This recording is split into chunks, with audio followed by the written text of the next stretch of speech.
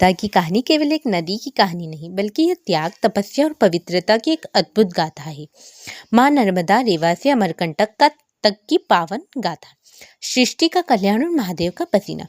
पौराणिक कथाओं के अनुसार एक बार भगवान शिव अंधकासुर का वध करने के बाद अत्यंत क्रोधित और थके हुए थे।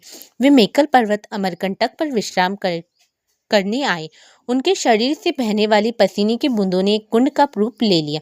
उसी कुंड से एक अत्यंत सुंदर कन्या प्रकट हुई। उस कन्या के सौंदर्य और दिव्य आभा को देखकर स्वयं महादेव मंत्रमुग्ध हो गए। महादेव ने कहा, हे देवी, तुमने मेरे हृदय को नम सुख प्रदान किया, इसलिए तुम्हारा नाम नर्मदा होगा। नर्मदा ने अमरकंटक की पहाड़ियों में उछल कूद करना शुरू किया, इसलिए उन्हें रेवा भी कहा जाता है। नर्मदा की प्रतिज्ञा और राजा मेखल की शर्तें। जैसे जैसे नर्मदा बड़ी हुई, उनकी चर्चा चारों दिशाओं में फैल गई। नर्मदा ने मन ही मन निश्चय किया कि वे आजीवन कुंवारी रहेगी और केवल लोक कल्याण करेगी। लेकिन उनके पिता राजा मेखल के रूप में वर्णित ने उनके विवाह का विचार किया।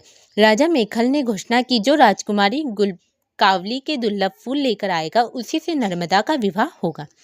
राजकुमार सोनभद्र, जो सोन नदी के रूप में जाने जाते, उसे फूल को लेकर आए। नर्मदा और सोनभद्र का विवाह तय हो गया। जूहिल का छल और नर्मदा का क्रोध।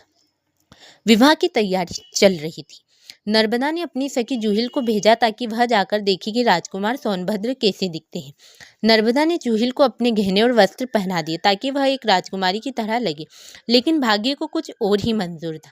जब सोनभद्र ने जूहिल को देखा तो उन्होंने उसे ही नर्मदा समझ लिया और उसके सौंदर्य पर मोहित हो गए। जूहिल के मन में भी पाप आ गया और उसने सच नहीं बताया।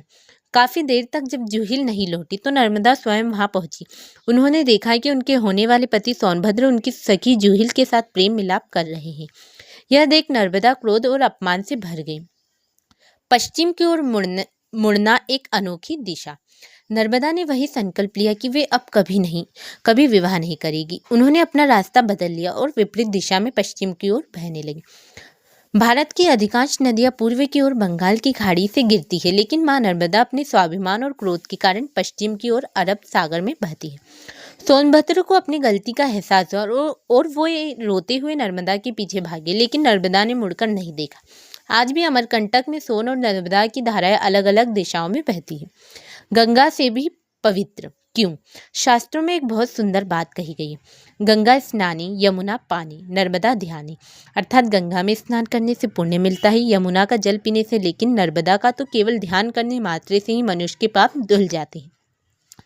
कहा जाता है कि साल में एक बार स्वयं माँ गंगा एक काली गाय का रूप धारण कर नर्मदा में स्नान करने आती है। अपने भक्तों के पापों को धोते धोते जब गंगा मैया मैली हो जाती है तो वे नर्मदा के जल में डुबकी लगाकर पुण्य श्वेत और पवित्र हो जाती है। नर्मदा का कंकर कंकर शंकर। नर्मदे दुनिया की इकलौती ऐसी नदी जिसके